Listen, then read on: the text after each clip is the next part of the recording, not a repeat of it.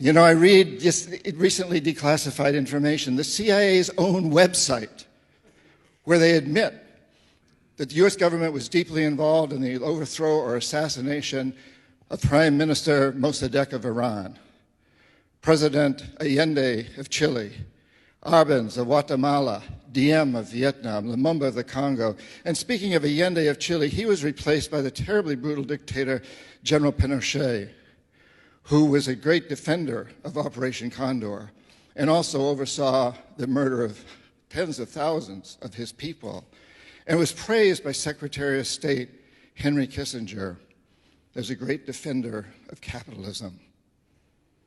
I stood in front of the Shah of Iran, the presidents of Indonesia, Ecuador, Panama, members of the Royal House of Saudi Arabia, and I've said something like, in this hand, I have millions of dollars for you and your friends if you play our game.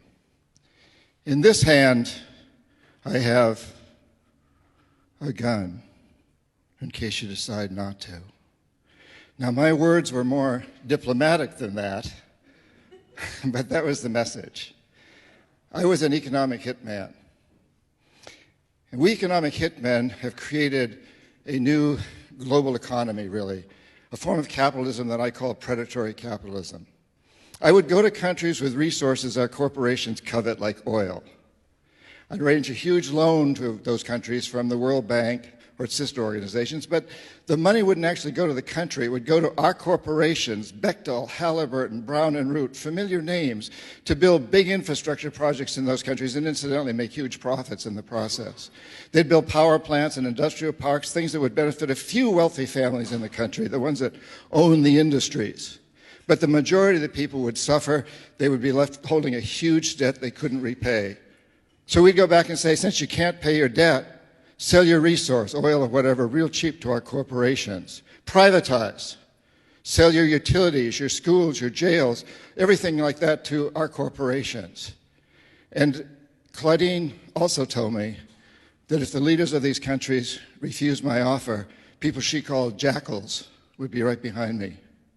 I didn't actually carry a gun, but the jackals did. My first assignment was in Indonesia, a country that had just ended a terrible civil war where more than 1 million people had been killed. It had a terrifying reputation. And I have to admit that when I arrived in Jakarta, knowing I'd be there for about 3 years, my knees were shaking pretty bad. My stomach was filled with fluttering butterflies. I had no idea what I was supposed to do. I was a very young man. I just knew that I was expected to produce a report that would convince the Indonesian government to build an extremely expensive electrical system, hiring our corporations to do it. Claudine had made it sound simple, even kind of James Bondishly romantic. But now I'm struck by reality, and I felt naive, ill-prepared, vulnerable. Fortunately for me, the winner of the Civil War, President Suharto, who was actually a dictator, wanted the projects that I was offering. And he also wanted CIA and Pentagon protection. And so every time I stumbled, and I stumbled often, somebody was there to pick me up. A government official would appear with an incredible report that would indicate beyond any shadow of a doubt that electricity was all the country needed to take off to huge growth.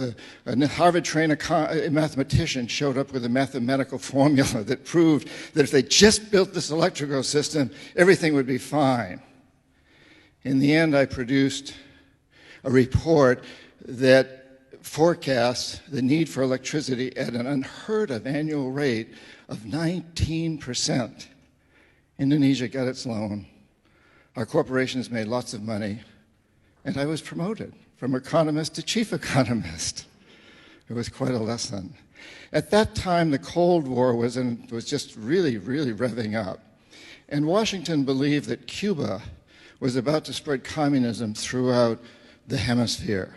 The CIA developed a program called Operation Condor to support right-wing dictatorships in Brazil, Argentina, Chile, throughout the continent. Jaime Roldos, president of Ecuador, democratically elected, and Omar Torrijos, head of state of Panama, strongly opposed Operation Condor. I was sent down to get them to change their ways. They wouldn't. They refused. Roldos was killed when his private plane crashed in what many believe was not an accident.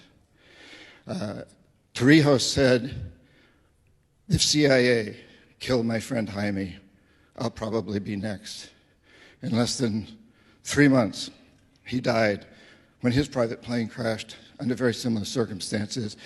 You're going to hear after me, after the break, from a Marine Corps general who was in Panama at the time, and he agrees with me that these were probably, at least Torrijos was probably assassination.